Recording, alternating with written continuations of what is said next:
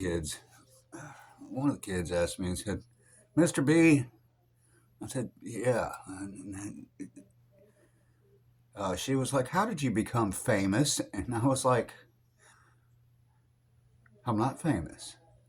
So, well, how'd you do it? And I said, "What do you mean?" And she said, "How did you do this?" And I said, um, "My theater teacher in college, Edmund Thomas, worked in Hollywood before he became a theater professor, and uh, we were doing a production of Arsenic and Old Lace, and Edmund told me he said I want you to do the lights and the sound for this show, and I said okay, yeah, I can do that, you know. So I was up there in the booth, you know, uh, fiddling with the lights and the sound. And the crowd loved it. They just loved it. They were just like, "Wow!" I was like, "Yeah." Anyway, and then once the show was over, um, I I started blasting heavy metal through the speakers and throughout the entire theater, and the crowd just loved it. And I was like, "Yeah, pretty good, I know." That blew everybody's mind. A bunch of people came up to me and they were like, "Thank you for that." And I was like, "You're welcome. It's not a big deal, you know. It's just lights and music, you know." That was awesome. I was like, "Yeah, yeah. Arsenic and old lace, you know. Try not to poison each other."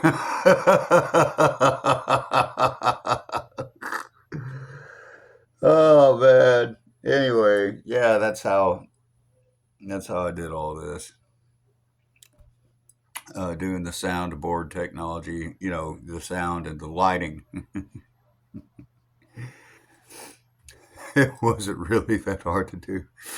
Me and my buddy were just sitting up there in the booth, drinking a beer, you know, and laughing about this stuff.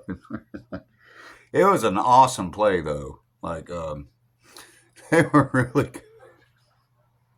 One of the actresses started macking on me one time, and I was like, uh, she said, "I promised I wouldn't do this to myself anymore." And I was like, "I'm not doing anything to you. You're in my apartment, laying down on my bed." You know, God, man. Anyway, yeah, I got me some. Anyway, yeah, lighting and uh, doing the soundboard stuff. You know, that's how I did all this. And then I got laid. Oh God. Edmund was like, "You're getting an A plus," and I was like, "Okay, cool, thanks, man." I need to go back up there sometime and see him, see how he's doing. I wonder if he's retired yet. Old black man. He put me in charge of the lighting and soundboard, you know. And one of the actresses was like, "Can I come over to your apartment?" I was like, "Yeah, sure. Come on, girl, let's go."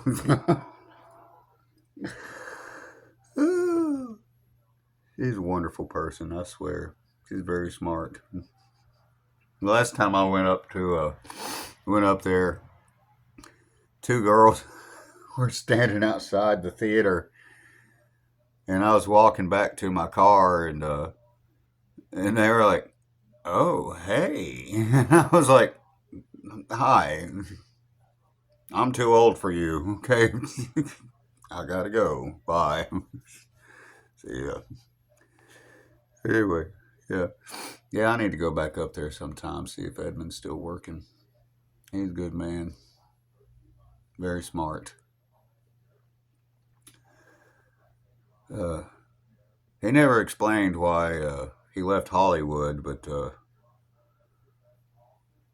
anyway, he wanted to teach. So that's a pretty good reason to leave Hollywood. I want to become a teacher, a professor. I'm like, oh, okay, well, go for it, man. Anyway, yeah, girls are big trouble. Watch out.